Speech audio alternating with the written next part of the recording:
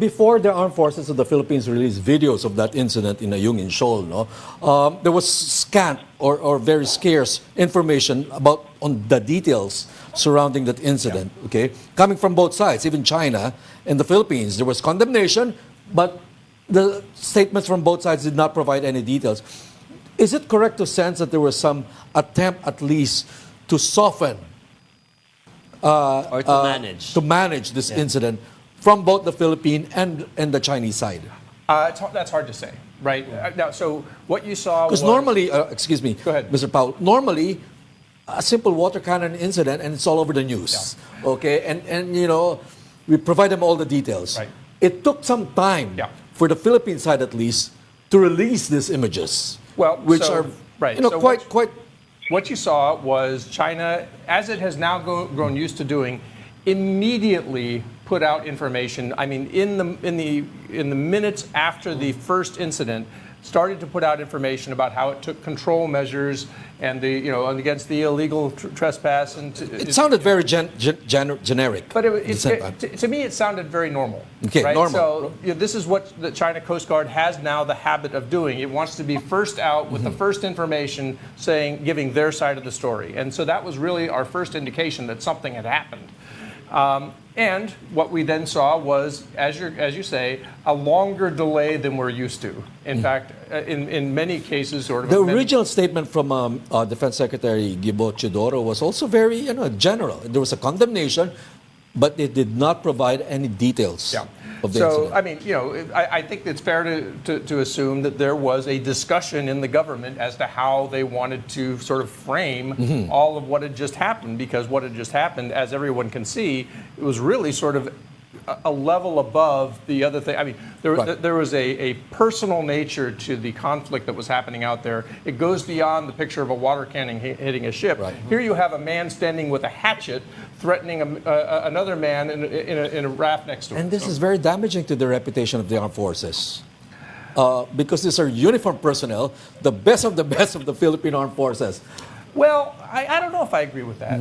I mean, so first of all, they fought back, right? They fought back, but they also exercised restraint, understanding that, first of all, they were surrounded, right? They were well outnumbered, and they were actually not sent out there to enter into armed conflict, right? They were sent out there to deliver supplies. And so they exercised restraint. Now, things didn't go well. And, those things should be thoroughly reviewed. We have these things called after-action reviews, where everybody deep dives and say, why didn't it go well, right? And, there will probably be things that come up where you should do things better. I remember all the way back I'm old enough to remember, back in 1979, when Jimmy Carter was president of the United States, and we had hostages being held in Iran, and there was a rescue attempt which went badly, right? And they tried to do some things that they had never done before. In some senses, the Philippines is trying to do some things it's never done before, because it is facing an unprecedented challenge in terms of having to try to resupply this ship. And so when those things don't go well, then you go back and you say, why didn't it go well? And you have that after-action review, and you come back and figure out how you can be more successful next time. So, there's an old saying that no plan survives first contact with the enemy. Okay, I wanted to ask Mr. Cabalza if it's also interesting for you that it took some time for our officials to even acknowledge what happened in Ayungin. Yes, of course. I think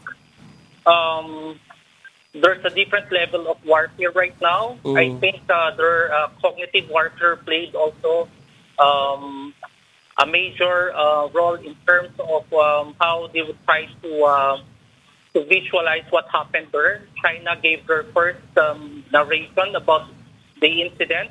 Perhaps this is an attempt to tell to them that we have peace on the non-trespassing law that they're trying to enforce to foreign fishers. And I think that is the kind of narrative that we would want to show to the world. But for me, I think the armed forces of the Philippines is trying to recalculate also their strategy, because of course I agree with Mr. Powell that their mission there is for resupply mission and not for armed conflict. That's why what we have seen in the recent incident is how would I say it? Not well calculated based from the perspective of the armed forces of the Philippines.